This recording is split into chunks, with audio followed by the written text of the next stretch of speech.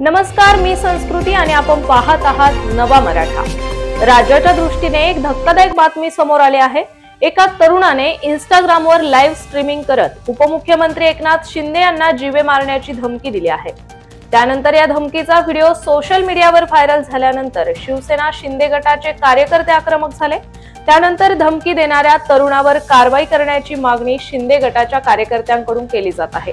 या प्रकरणी ठाण्यातील श्रीनगर पोलीस ठाण्यात गुन्हा दाखल करण्यात आला आहे। तसेच पोलिसांकडून धमकी देणाऱ्या तरुणाचा शोध सुरू आहे।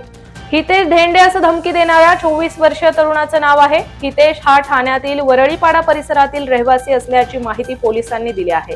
तसेच हितेश या आरोपीनं इंस्टाग्रामवर एकनाथ शिंदे यांना धमकी दिली। तसेच उपमुख्यमंत्री एकनाथ शिंदे यांच्या कुटुंबाबद्दल अपशब्दांचा वापर केला आहे।